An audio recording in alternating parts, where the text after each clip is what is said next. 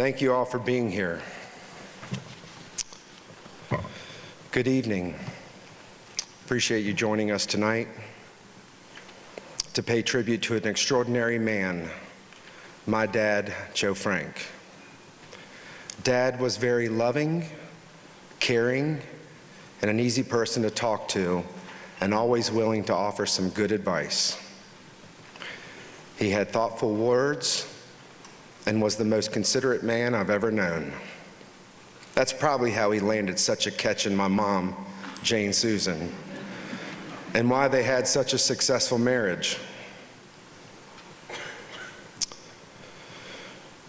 Well, that may not be the whole reason. Dad did tell me that he and Mom discussed how they needed to approach making decisions together. So Mom said that he could make all the big decisions and that she would make all the small decisions. Needless to say, there were never any big decisions to be made, and they lived happily ever after. But Dad did make some really big decisions when it came to his beloved city of Newport News. He always felt a higher calling to make something good even greater. Mom and the family supported that decision when he was approached to run for public office. If you Google the word leadership, you can find numerous definitions. Leadership in any form often influences others to believe and to act. Sound and positive leaders work with perseverance to meet the greater good. Dad led with grace, humility, and a genuine concern for others. He believed in transformative leadership, not domination, and encouraged others to contribute and listened to all sides. In his public life and career, Dad was described in many ways: wise, inquisitive, insightful, innovative, an advocate for all people, and a pillar in our community. In Dad's personal life, he was a devoted husband, father, pop, brother, uncle, cousin, a friend to many, often who sought his good counsel. We knew his love of and commitment to public service, but we were happy when that obligation was fulfilled and he could spend some time with the family. Some of Dad's favorite things were traveling and shopping with Mom, family time, of course he loved eating, and his grandchildren. As Uncle Bob has said, he was their #1 publicity agent, and so proud of them. I was incredibly lucky over 20 years ago to find and marry the love of my life, and in the process gained 2 amazing parents. Both were spectacular role models for us both, and adoring and absolutely loving grandparents to their grandchildren and our children, Sydney and Carson. Mom was a strong woman who put family first and made each one of us feel special in our own way. She just had that gift to make you feel like you were the only person in the room.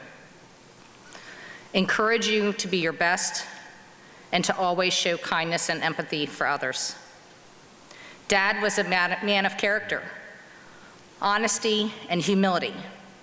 His life experiences showed him anything was possible if you believed in it, committed yourself to the goal, and put in the hard work. And he shared those lessons with each one of us. He never took for granted any of his blessings and always made the time to tell each of us how much we were loved, valued, and appreciated. He clearly made an impact on us all, family, friends, colleagues.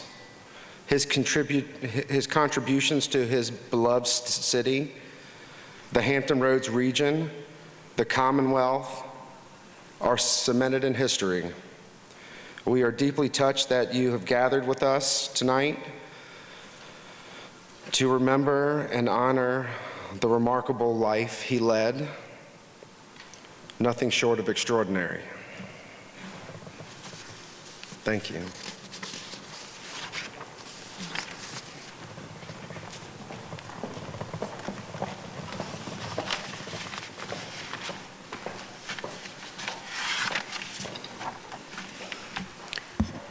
Good evening.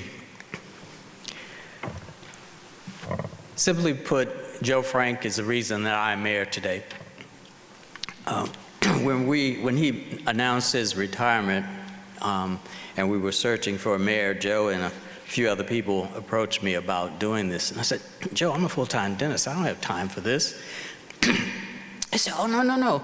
You know, you're on a lot of committees and stuff like that. You can get off of those, and 3 to 5 hours a week is all it's going to take.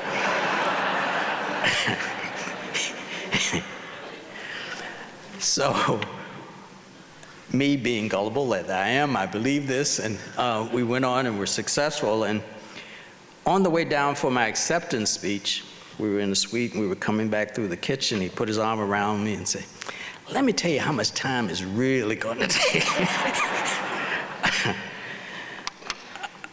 Because of that, Joe inherited from me a new middle name that I cannot share with you tonight.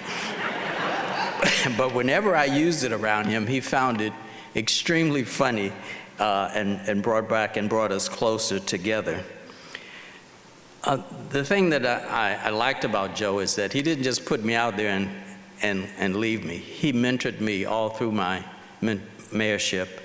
Whenever I needed words of encouragement, needed some advice, needed an attitude change, whatever, Joe was there for me. And I think what I'm going to miss most is the dinners that we had together, especially with him and with Jane Susan. We would, of course, and those of you who've had dinner with Joe know it's a wonderful experience, full of stories. And whether you've heard them once or twice or 100 times, you're going to hear them again. And they're all wonderful. And one of the marvelous things about his mayorship is that he wasn't afraid either to ask for help. When I was chair of the People to People and we were beginning to have a lot of problems with youth violence, he asked me and Bud Ramey to come together and see what we could do to help with this issue. And he was a person that was willing to not only give advice, but to receive it.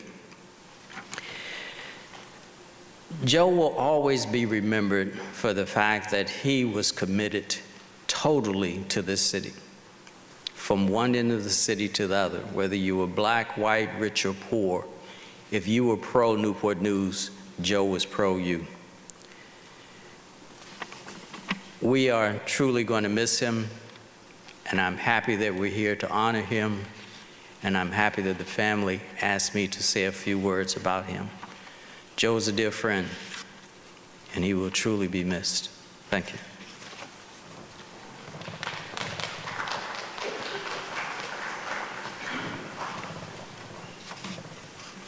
Good evening. So I worked closely with Joe for all of his elected career in Newport News, when he was on city council and especially when he was mayor. And I learned a lot from Joe. He was a mentor, and over the years we became good friends.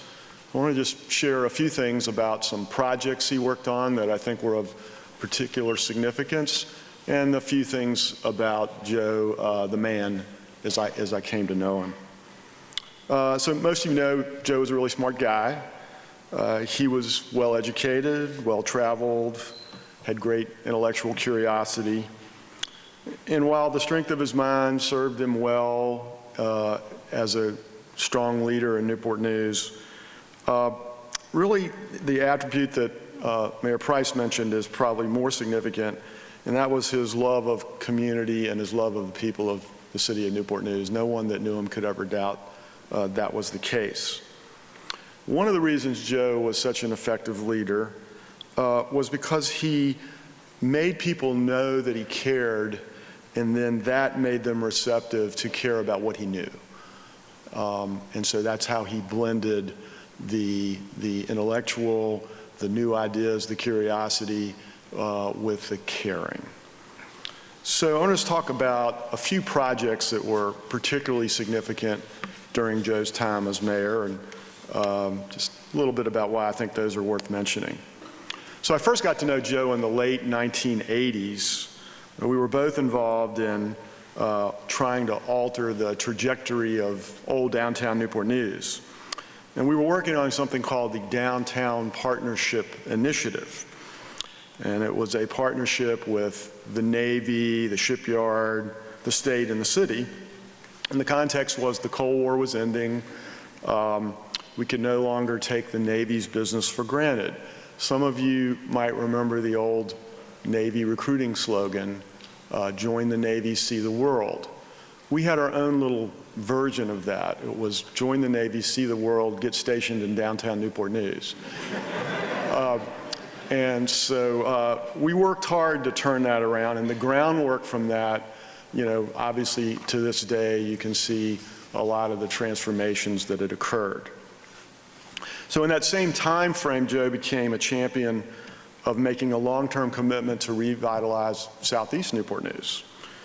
That work with, you know, many allies, many of whom are in the room here today, continues. But Joe was one of the ones that helped the larger community understand that what we called the East End in that day, if the East End didn't turn around, it would be bad for the city as a whole. So he really held the torch for what you now see as the transformation occurring in Southeast Newport News. Of course, we all probably associate Joe with City Center, has been mentioned by many. And the thing about that was very interesting was, you know, that all started with a fountain and a road network. And, you know, the critics said, why are you spending all that money and building all that infrastructure out in the middle of nowhere? Well, Joe had the vision to see that that had the potential to be essentially the city's new town. And, you know, with his support over the years, we got that infrastructure in place, and then ultimately the private sector, you know, stepped up. Joe's support for growth and change wasn't always about big city projects. Another one that's quite significant was his support of Port Warwick. When Robert Freeman Jr. had his idea for that project, he didn't ask for funding or infrastructure from the city. What he needed was a nimble city government that could figure out how to change the rules to allow what became Port Warwick, really the most interesting development in the city since Hilton Village. And Joe, when he was mayor, provided the top cover for the staff to change all those rules and make that happen. There are many other projects that we take for granted in modern Newport News that Joe was part of the inspiration behind.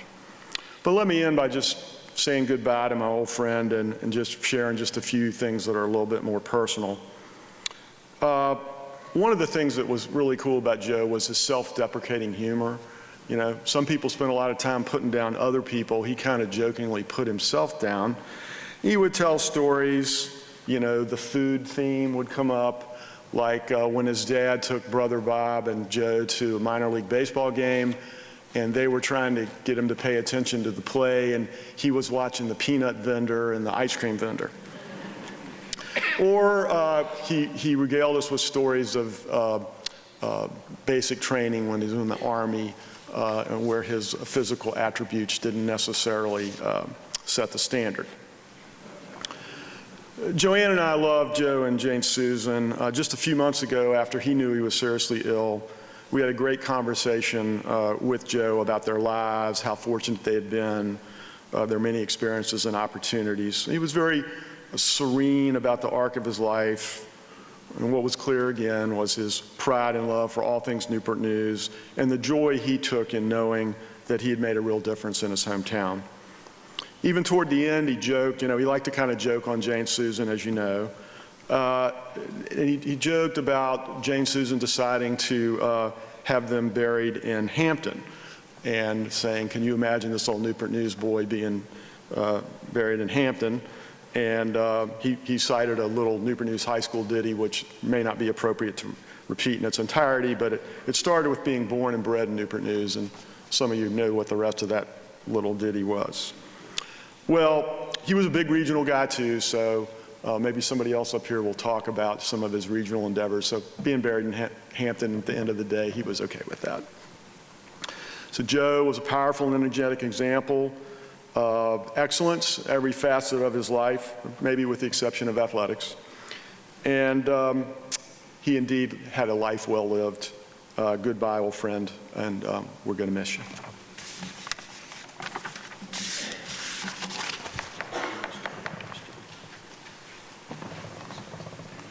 Good evening. It's an honor to add to the story of the special life of Joe S. Frank and to reflect and share with you ways he impacted my life, the citizens of Newport News, and the greater Hampton Roads region. I had the pleasure of working with Joe the entire time he was on City Council, beginning in 1988 and including his time as Vice Mayor and Mayor. I know many of you experienced firsthand Joe's genuine caring for all people, his love of Newport News, and dogged determination to make our city and our region a quality place to live, work, and raise a family, as he loved to say.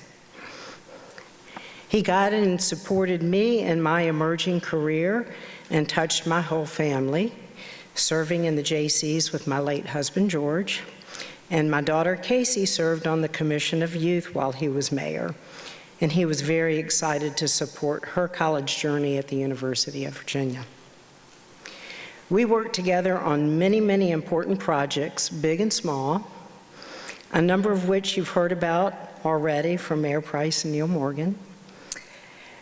We all know Joe was a man of many words, who went to great lengths to share his vision of Newport News and its residents. He was confident, always leading, always strategizing, and always looking ahead at what needed to be done to sustain a successful future. Joe recognized Christopher Newport University and Riverside Hospital as more than great institutions. He understood they were tremendous economic drivers for Newport News. He supported their investments and expansion initiatives. He assembled a physicians task force to focus on quality of life and how to attract medical specialists and doctors. And he encouraged the development of bright intellects in transformative medicine. He was dedicated to improving the lives of citizens and helped build pathways to success through support of entities such as Achievable Dream, Goodwill Industries workforce programs, and a myriad of youth development initiatives. He believed a great city must also be well positioned in a strong region and was respected and an admired leader within Hampton's Roads. He was a fierce advocate of a number of major initiatives at the federal, state, and local levels. There were many trips to Washington, D.C. and Richmond to educate, request support for, and guide desired outcomes. A few examples include preserving Fort Eustis through multiple BRAC rounds, understanding the potential of Jefferson Lab and securing adequate funding for research and innovation. He was an advocate for expanded and timely contracts for Newport News shipbuilding to preserve its workforce. And he met with Navy leadership and made Newport News a welcoming home for ships while in for overhaul. He sought regional efficiencies by consolidating agencies and organizations with overlapping missions and unified the strategic efforts of multi-jurisdictional entities and allies. A few noteworthy regional efforts Joe leaned heavy into. A Hampton Roads cluster study in 2004 with more targeted focus based upon community strengths and assets. His work at the Hampton Roads Planning District Commission and the Hampton Roads Transportation Accountability Commission were combined forces to prioritize and finance major transportation improvements regionally. He was always inquisitive and sought a plan based in fiscal reality and balance. He guided comprehensive conversations, strategy discussions on sustainable development, sea level rise, and environmental stewardship. This type of work required tireless and persuasive efforts to build consensus and support. Joe had a unique way of building consensus. He'd go one-on-one and tell you how others were on board already until he achieved his goal. Joe will forever be remembered for his gift of gab, his wit, his faith, his compassion for others, and his dedication to his beloved city and region. We will continue to see the fruits of his leadership and vision for years to come. Shalom, my friend.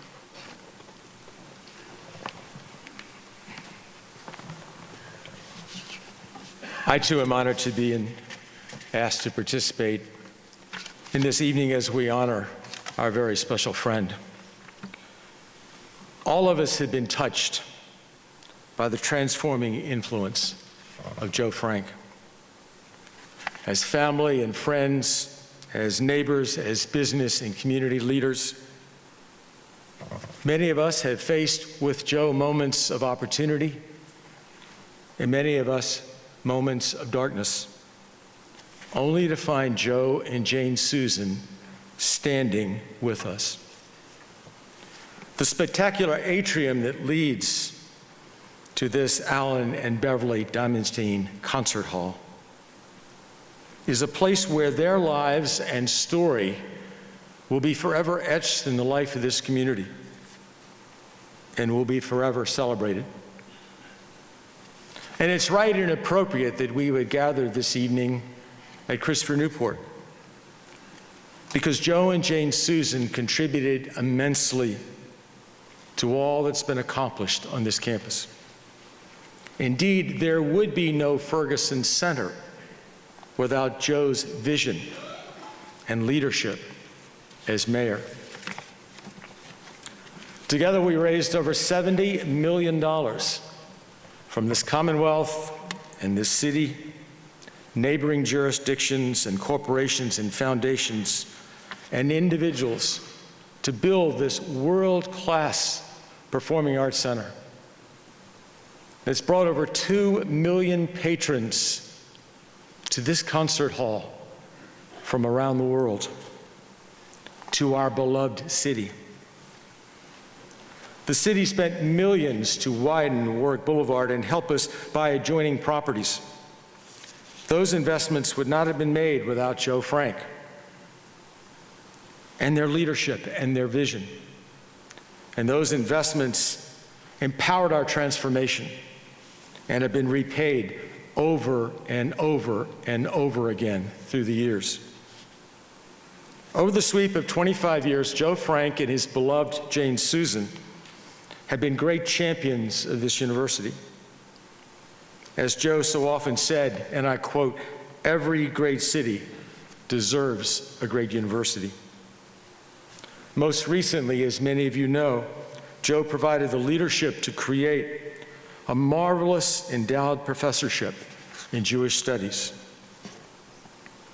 It was after Jane Susan's passing that Mary Ann Elliott, who is with us tonight, a friend of Joe's since childhood days, reached out to Joe because she wanted to do something important in memory of Jane Susan and something to honor her friend Joe. I remember well the excitement that Joe brought with him on the day that he came to visit. He shared that news and asked what might be possible at Christopher Newport.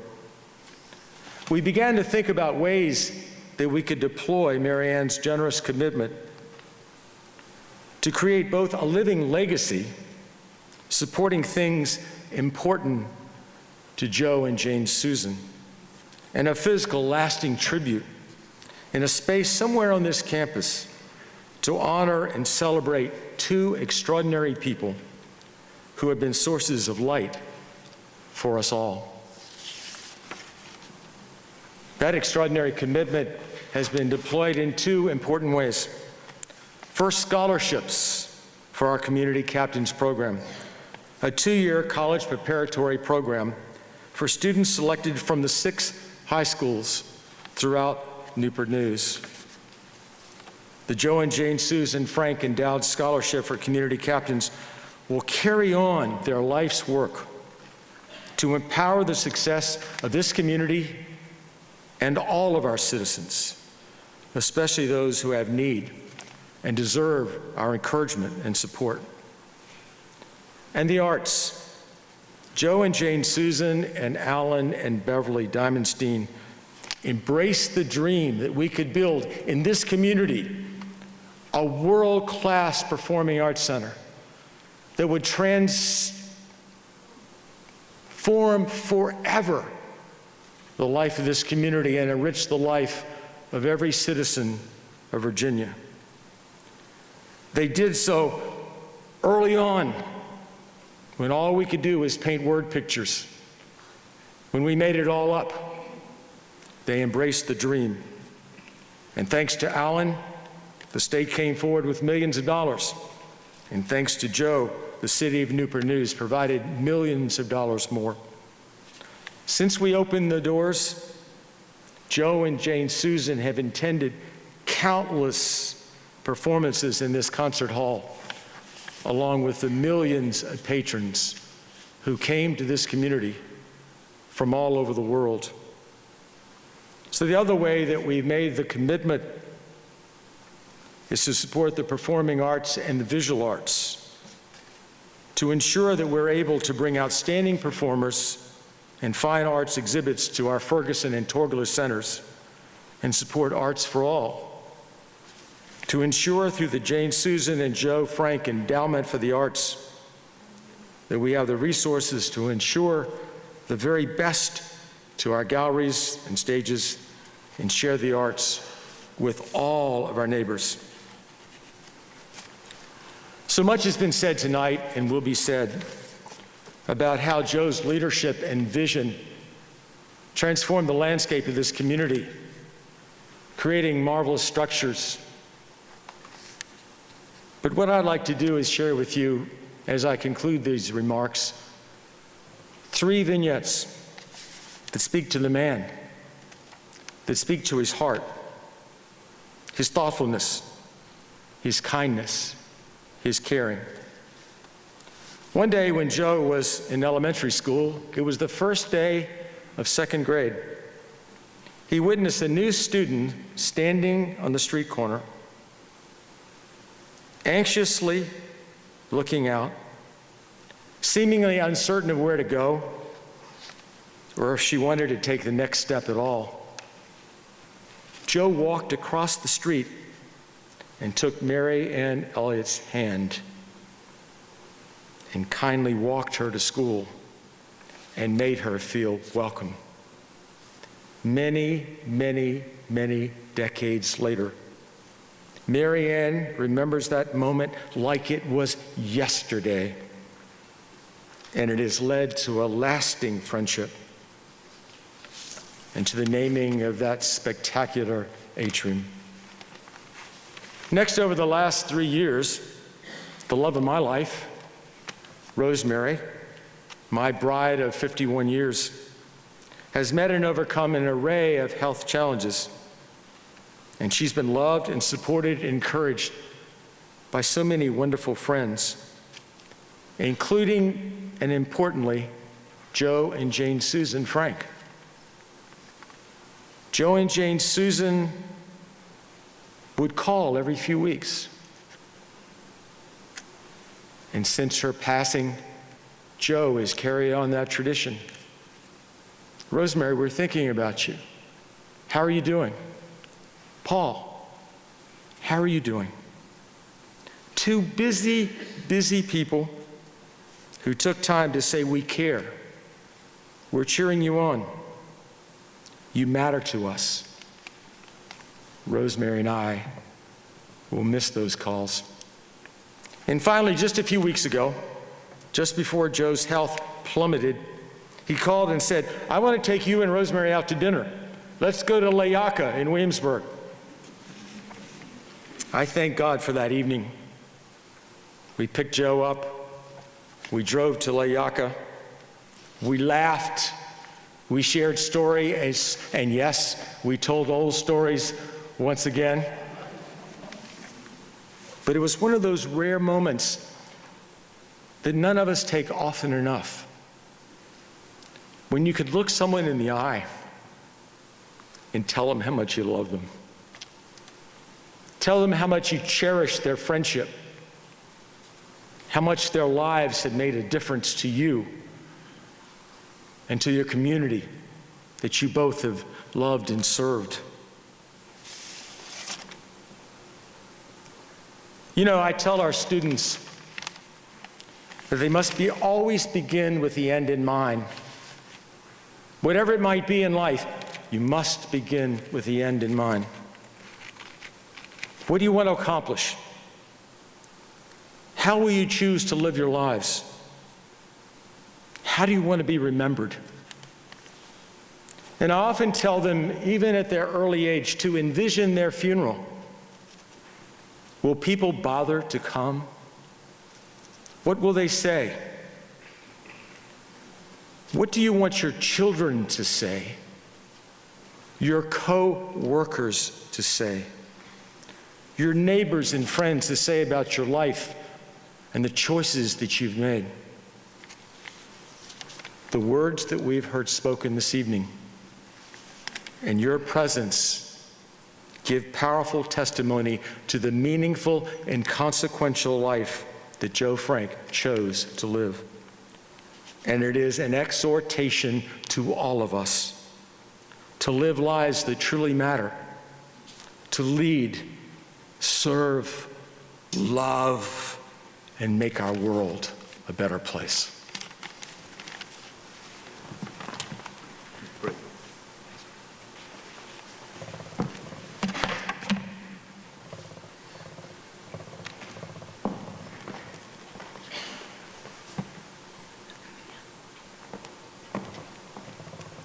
Exhibit A. Counselor.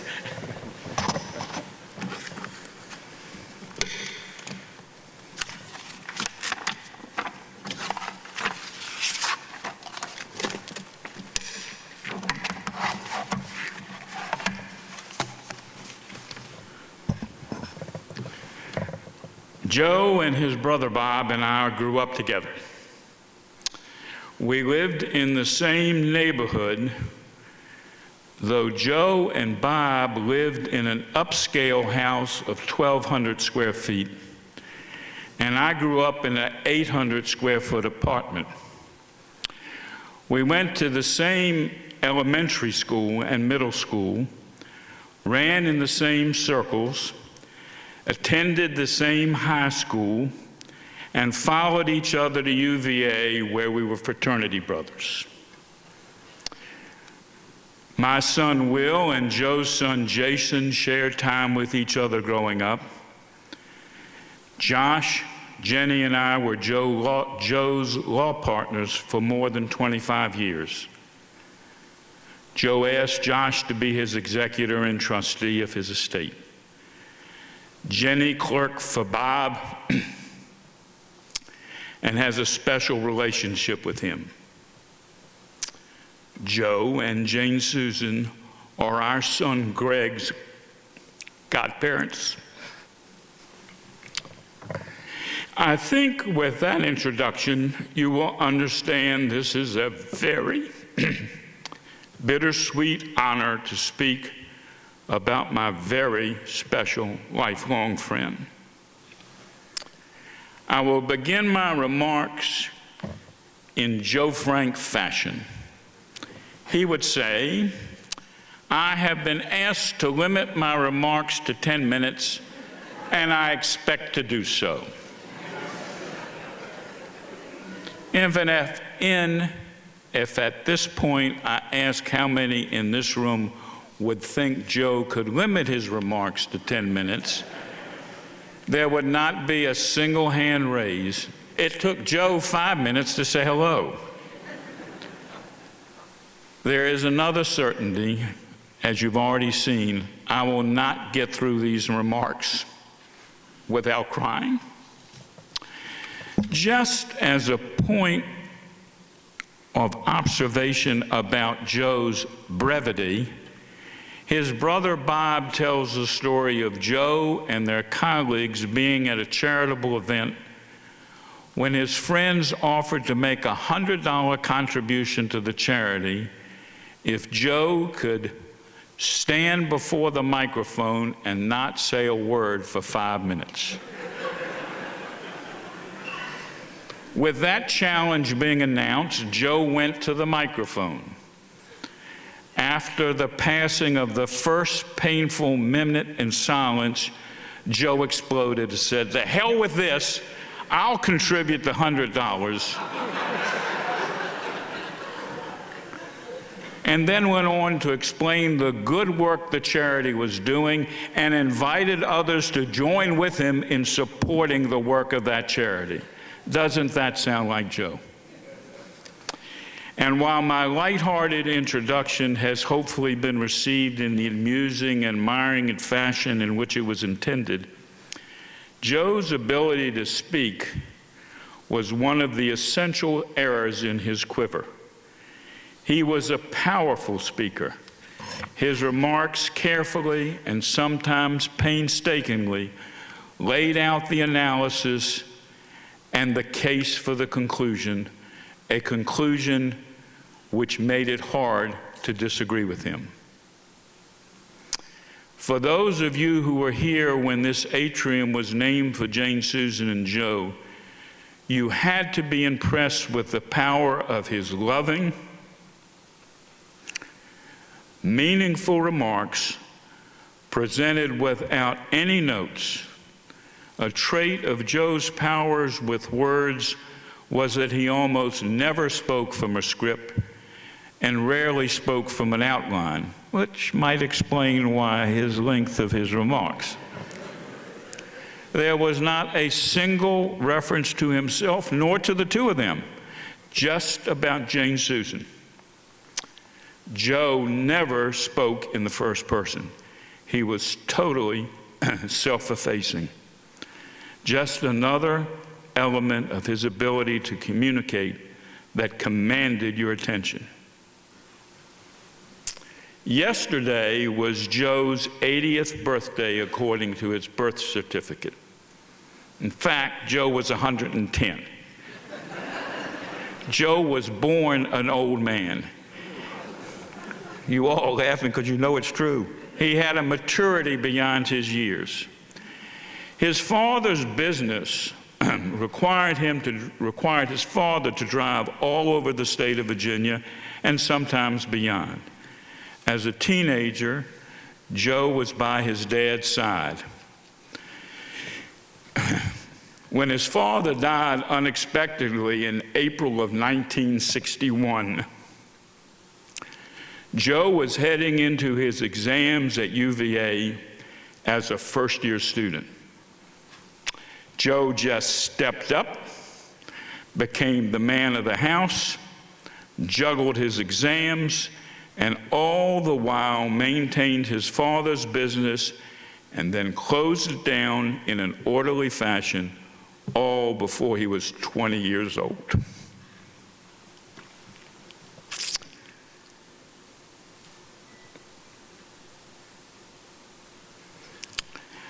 He just met life's challenges head-on. To some significant degree, Joe's spectacular success as mayor reflected that very simple philosophy. Face the problem, deal with it, solve the problem, which did not necessarily mean one side wins and the other side loses. Rather, finding a solution with which everyone could live that advanced the ball.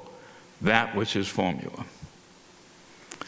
I have left to others to describe Joe's accomplishments and impact as mayor. However, I wanted to make two observations with respect to his political career.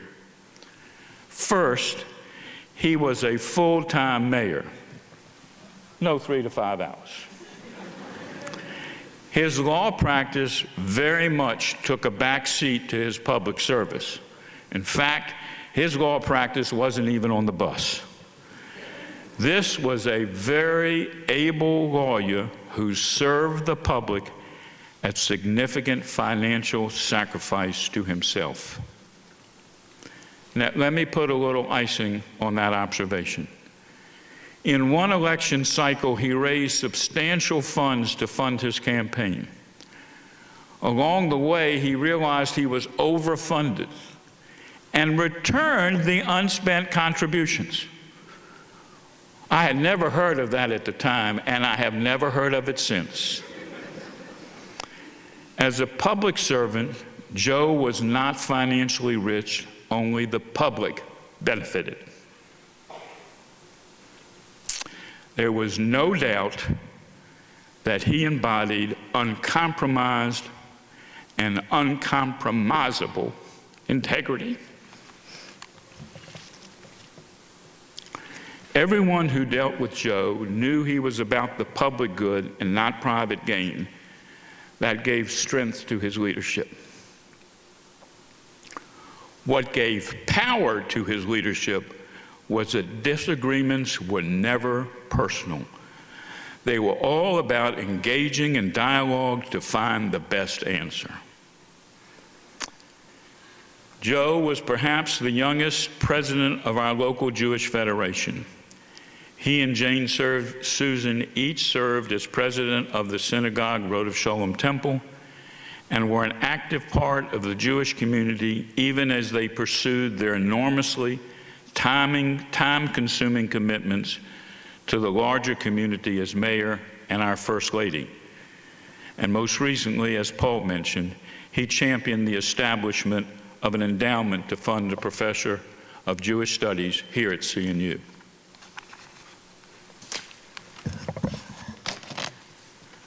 Joe could and did understand the nuances of a problem. That being said, there was a right way and a wrong way to live, and dressing appropriately was one of those things.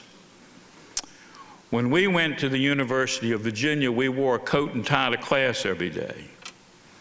Joe was the house manager of our fraternity, and we ate dinner together during the week at the fraternity. Now, who at that age and stage in life would notice, much less care, about how a bunch of Yahoo kids came to dinner?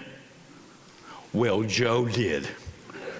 And he posted on the fraternity bulletin board that no one would be seated for dinner who was not wearing a collar and a tie. That night, 40 of his fraternity brothers showed up for dinner wearing nothing but a collar and a tie.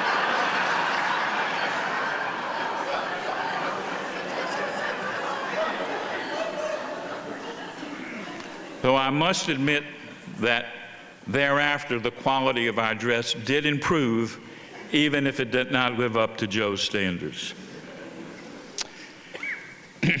In regard to how you dressed, I brought a prop to share with you. From time to time, our fraternity would bring in a caricature artist to paint a picture of ourselves while we stood around whispering in the caricature artist's ears what we thought it should be. Here's Joe's caricature.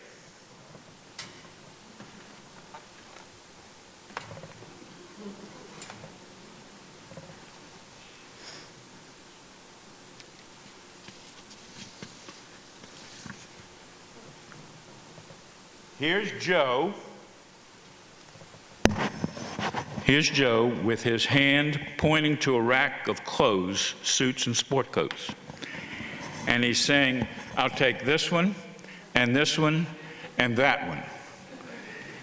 His back hand is back here where a loan is being deposited. And his coat says scholarship. I invite you after this is over to take a closer look at this. This was true then, and it was true 58 years later to the day he died. This was done 58 years ago. And while we're talking about the right way to do things, the right way was always to be a gentleman. And Joe was a gentleman in the best of the word, in the best sense of the word.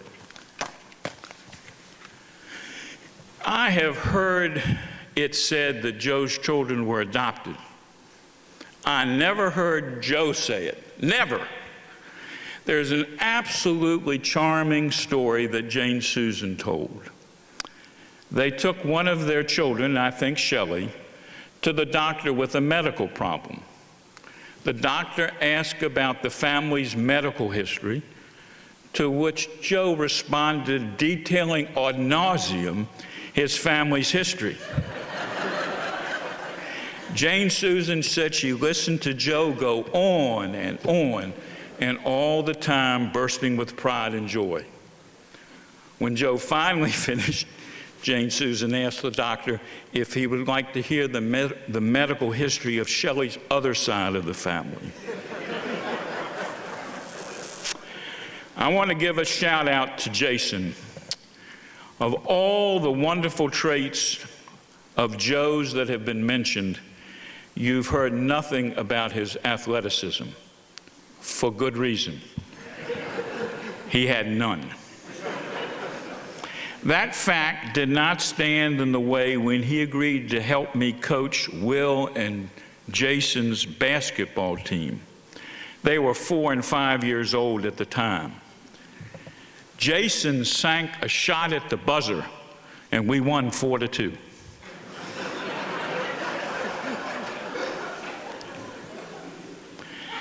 The care for Joe as he battled his health issues fell to Jason, as Shelley was dealing with her own problems. Jason, you came through again in a wonderful way that you cared for your father.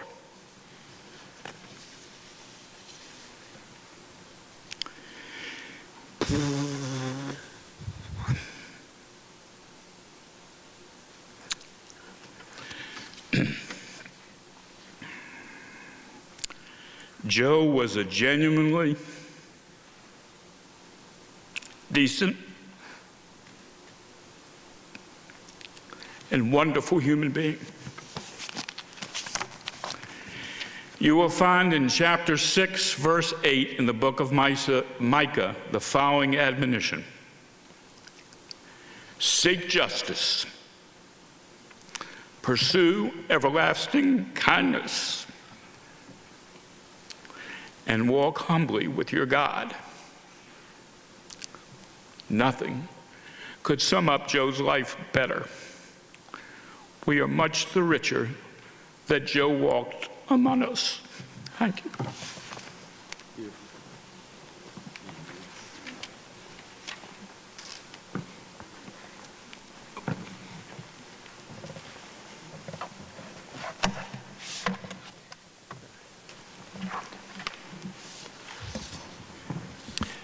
Good evening, everyone. I apologize if my throat is a little scratchy, seasonal allergies. My daughter Elizabeth, who is 11, said, "It's okay, Dad. I'll be happy to read your speech for you." Thank you, sweetie. I'd rather you take over the business so I can retire.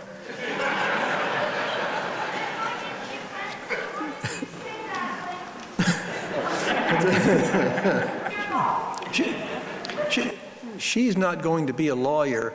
She's going to be 2 lawyers. This gathering is quite remarkable, not only for the outpouring of respect and love shown this evening to Joe, but also for the fact that this is the largest gathering I've ever addressed on behalf of Joe where I didn't have to ask you for a political contribution. I've always admired Joe's ability as an extemporaneous speaker. I've heard him speak off the cuff for nearly an hour. Not that that would surprise anybody in this room. I've been told I come from the Joe Frank School of Public Speaking, but tonight you're safe. The family has imposed time limits. This evening, you've heard a great deal about Joe's many attributes, achievements, and accolades. The family's asked me to share a few of my memories about Joe and Jane Susan, simply as persons and as friends. And I'm absolutely privileged to have called Joe Frank my best friend for over 30 years. Now, I certainly don't claim to know Joe or Jane Susan better than anyone else. Let me also acknowledge that virtually everyone in here tonight has stories of their own about them, and many of you knew them very well and are also rightfully proud to have called Joe and Jane Susan your good friends. But hopefully my recollections will help to illuminate them just a little more. I worked with Joe on a variety of city projects. Joe and Jane Susan and my wife Hiroko and I, we dined and traveled together often. Joe was best man at my wedding to Hiroko. And I've attended numerous Passover Seders at their home. In fact, thanks to Joe and Jane Susan, even though I'm Irish Catholic, I'm now just 2 Passover Seders away from being bar mitzvahed. Notwithstanding Joe and Jane Susan's commitment to serving the community, family always came first for them. When their grandchildren were young, and that's when I first knew Joe and Jane Susan, pop-pops and memes, as the grandchildren call them, were doted on, with trips, with Joe and Jane Susan's involvement in their schools, in the synagogue, and generally in just being spoiled by having loving grandparents. But there was always an underlying message to the grandchildren, reinforced by Joe and Jane Susan's as role models. Grow up, become responsible individuals, achieve your fullest potential, and care for your family, your faith, and your community. And in all my years of knowing Joe and Jane Susan, I never saw a couple more devoted to each other. They were a perfect team, each looking out for the other's best interests. Most times, however, as my next recollection will suggest, Jane Susan got the upper hand in looking out for her Joe Sam. Joe was obviously quite well known throughout the community. As mayor, people would come up to him. He didn't know them, but they recognized him, and they would routinely come up and say hello. Now, Joe loved breakfast, and we frequently met over breakfast. One morning, we tried a brand new place. The waitress came over. Joe didn't know her. She gave no indication she even knew who he was. I gave her my order, and Joe proceeded to give her his. Scrambled eggs, hash browns, biscuits with butter, pancakes with butter, sugar-free syrup, of course, and his trademark oatmeal with butter and raisins and brown sugar on top. She dutifully wrote it all down, and then she looked him straight in the eye and she said, "Hon, you know, you're on a diet. You aren't supposed to eat any of those things. Jane Susan would kill me if I brought you any of that. I'll bring you coffee and a nice fruit plate." I laughed. He looked a little taken aback, but then he laughed and nodded okay. And he turned to me and he said, "How does the Jane Susan," on certain special occasions, he used that phrase derived from the Donald to refer to her, "How does the Jane Susan Food Police do that?" Public images of many public figures are quite different from who they really are as people. Joe Frank was always Joe all of the time. He was a remarkable friend. He was always kind and caring, always truly interested in what you were doing. And his concern and interest were clearly from his heart. He was always willing to assist and support you in anyone, in any way he could. When my mother had a heart attack, Joe and Jane Susan just showed up at the hospital in the middle of the night to help support Hiroko and me. Buddy, you know that, you were there. They stayed until the wee hours, until she was out of surgery and back in CCU when we could all see her. But Joe would also help a complete stranger. One evening, we stopped at a fast food. A father and his young son were in line ahead of us.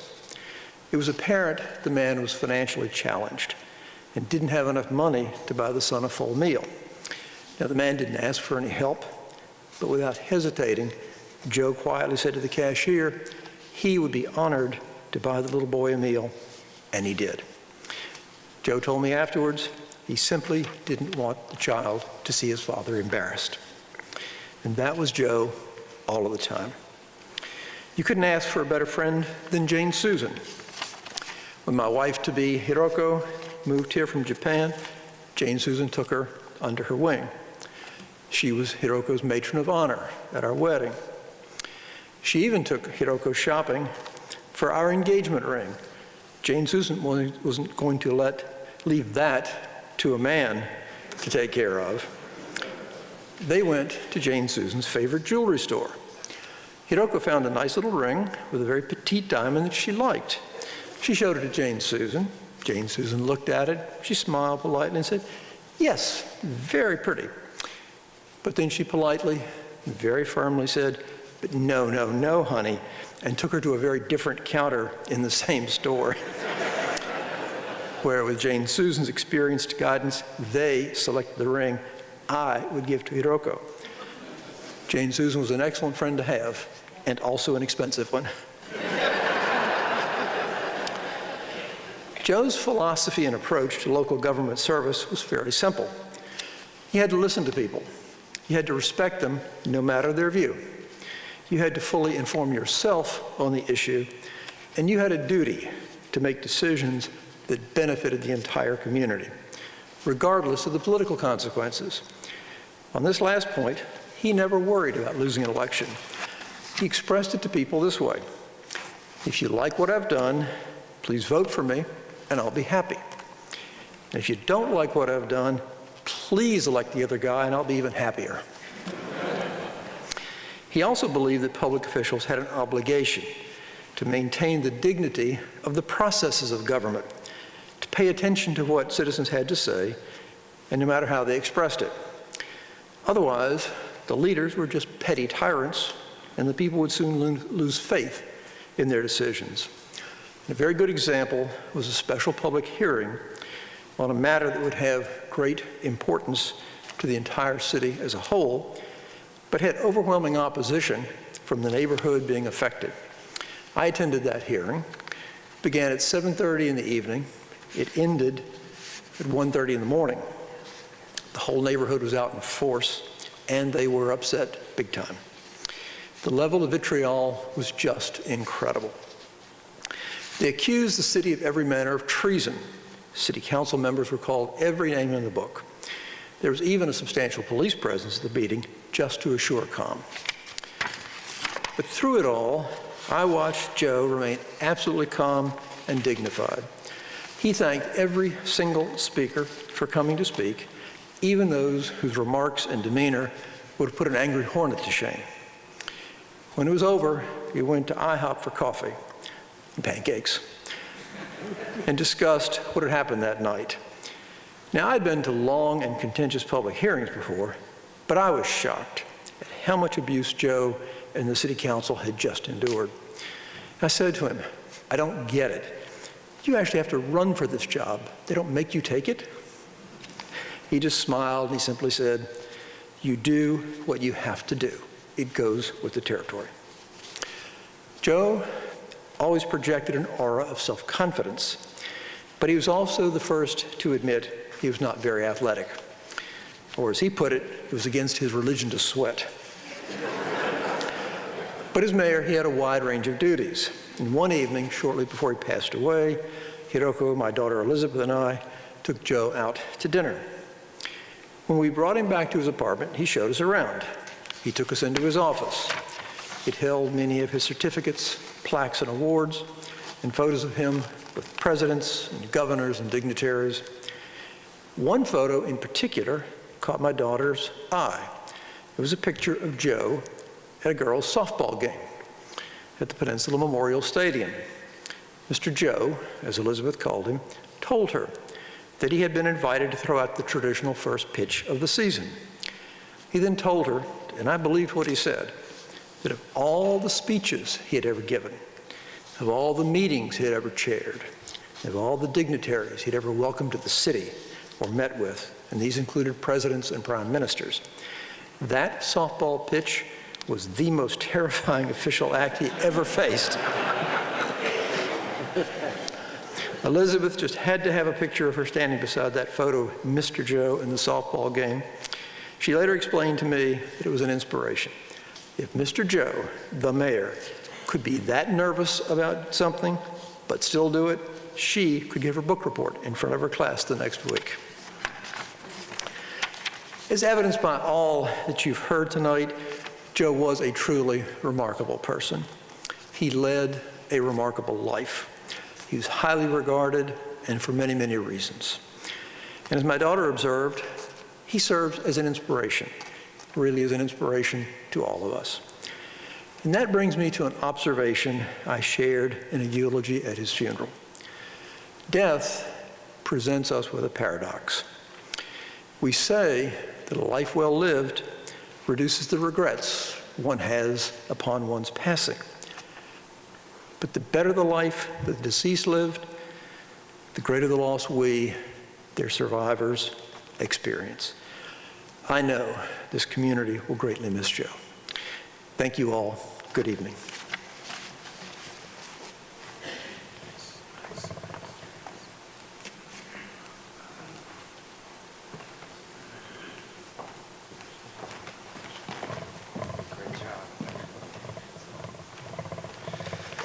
Thank you all. Thank you all. McKinley, what a great speech. Neil, Florence, Paul, Buddy. Wow. Robert, thank you. Thank you. Thank you all for being here. It sure does mean a lot to us. All the comments, everyone being here, for my family, my extended family, my close friends. It's just wonderful to see. We're going to miss Dad so much, and Mom, for that matter. I want to say a special thank you to Weta for everything you did for Dad. And to Elaine Abrams, who can't be with us tonight, but she was instrumental in helping us care for Dad and being supportive to our family.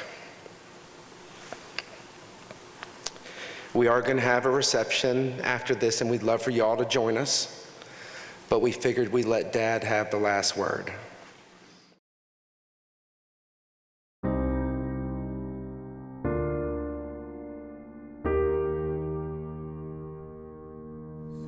You know, it's been a work of joy. I've said that countless times. I have loved every day of this job. I have met people I'd never meet any other way. I've learned about things that I never would have learned about any other way. The responsibility of mayor of a small community like ours, it's not so small anymore, 193,000 people, is really enormous. And in my sense, and people can do the job differently than I did it and be successful. I don't pretend or suppose that I have any magic approach to any of this stuff, but you know, my sense is that people elect you to provide leadership and to provide vision and to provide direction. And sometimes they agree with you and sometimes they don't, and that's the great part about a democracy. Everybody's entitled to their opinions and to their perspectives, and I respect that.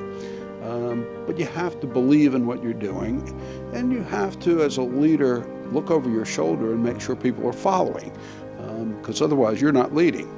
And doing that, engaging the public, being involved, trying to go everywhere that I'm asked as much as I possibly can do that, has given me a sense of what the public expects and what they need and what they want.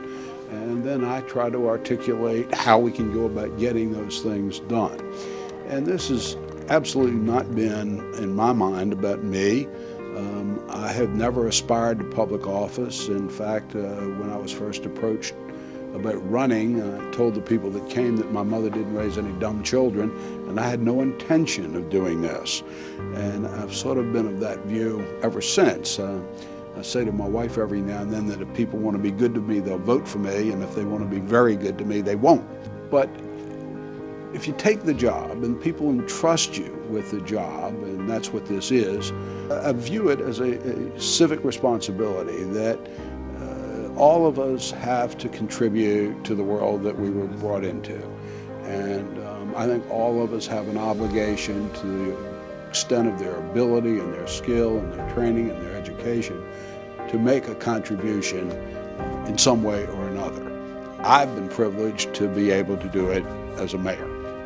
And so what you do is try to identify those components that have to come together to make the whole work, to build the kind of community that I frequently describe, and others have taken up the message, where people want to live, learn, work, and raise a family. It's a combination of all of those things that make what we call a city. And it's doing together collectively as a community those things that make things happen and make for success that we can't do separately. And so being able to articulate goals and opportunities, risks that people can understand and relate to, and can set aside their differences and come together for the common good is, I think, the primary challenge of public office in this day and age. And I've been very fortunate in being able to, sort of, as I said earlier, look over my shoulder and find that most people are there and supportive and encouraging and offering their friendship and their energy. So it's been just a wonderful experience, and I've been grateful for the privilege and the opportunity every day. And at the end, you hope that the efforts that you made, and I put an enormous amount of time in doing this, make somebody's life a little better and give young people a sense of hope and opportunity, and that people feel that they're better off.